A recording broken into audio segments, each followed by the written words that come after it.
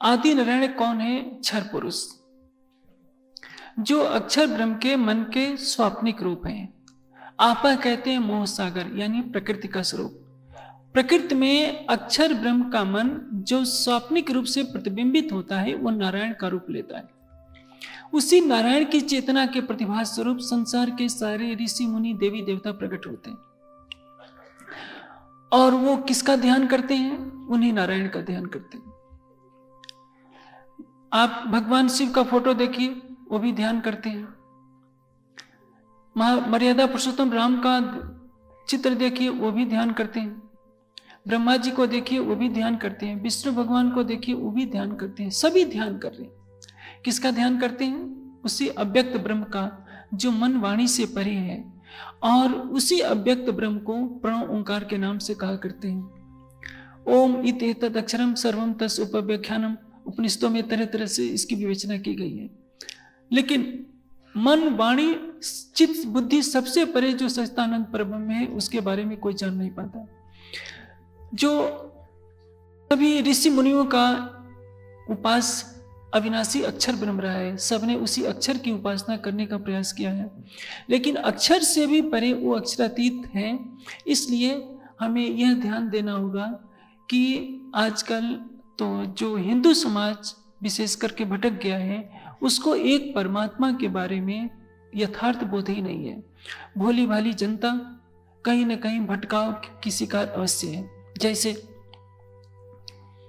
जैन मत में 24 तीर्थंकर हुए, उसी तरह से पौराणिक जनमानस ने 24 अवतारों की मान्यता रखी। अवतार भगवान विष्णु के द्वारा धारण किए जाते हैं, कहीं कहीं भगवान शिव के द्वारा भी अवतारों की मान्यता की जाती है।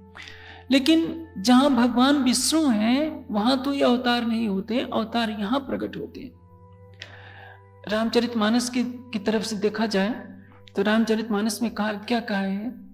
जादिन थे हरि गर्भाई आए, यानी भगवान जिस दिन से गर्भ में आते हैं, उसी रामचरितमानस में कहा है कि शंभु विरंच विष्णु भगवाना उपजे जास अंशते नाना, जिसके अंश मात्र से ब्रह्मा विष्णु शिव उत्पन्न होते हैं।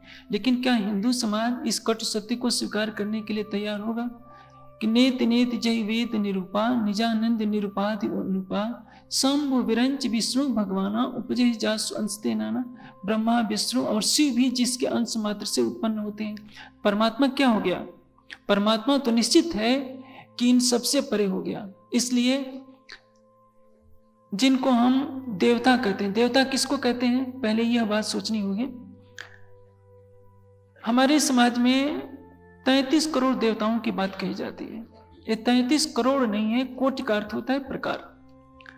33 देवता कौन है? अष्टवसु, 5 तत्व, सूर्य चंद्रमा और नक्षत्र, इनमें प्रजा का वास होता है।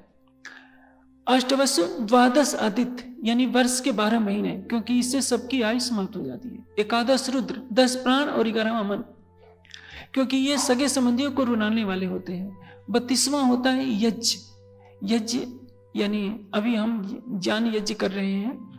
32वां देवता है प्रजापति, प्रजापति को यज्ञ कहते हैं, यज्ञ को प्रजापति कहते हैं। जैसे अभी इस कक्ष में क्या चल रहा है? ज्ञान यज्ञ चल रहा है। 33वां देवता है इंद्र, यानी विद्युत। अभी बिजली चली गई थी, तो अभी बिजली न रहे तो मेरी आवाज आप तक नहीं पहुंच पाएगी, ना आप मुझको देख पाएंगे।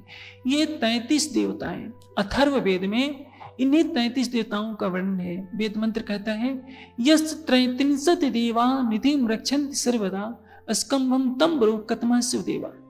यह 33 देवता जड़ देवता हैं, ये कभी उपास्य नहीं हो सकते। 33 देवताओं से परे जो चेतन, सबका कर्ता धर्ता पालन करता परमात्मा है, वही 34वां उपास्य देवता है। जहाँ 33 करोड़ देवताओं की बात कही जाती है, एक समय भारत ऐसा था जहाँ कोई झूठ नहीं बोलता था, कोई चोरी नहीं करता था, कोई नास्तिक नहीं था।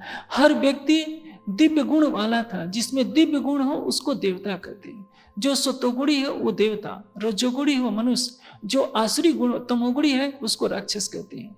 जिस समय सतयुग में भारत की जनसंख्या 33 करोड़ थी, यहाँ का हर व्यक्ति देवतुल्य था। इसलिए कहा जाता है कि भारत में 33 करोड़ देवता रहते हैं। लेकिन आज तो भारत में, गुजरात में तो नहीं जानता, उत्तर भारत में तो जगह जगह मांस और शराब की दुकानें बिकती हैं।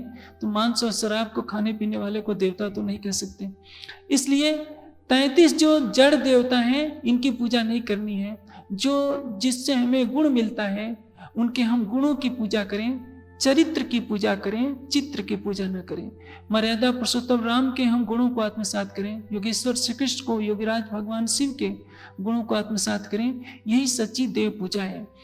भारतीय संस्कृति में कहा गया है मातृदेव भव, माता देवता है, पितृदेव भव, पिता देवता है, आचार्य देवता है, क्योंकि ये हमें कुछ देते हैं। माता जन्म देती है, पिता भरण पोषण करता है, आचार्य ज्ञान देता है, पत्नी के लिए पति देवता है, और जो अतिथि सन्यासी होते हैं धर्म उपदेश करते हैं उससे समाज का भला होता है।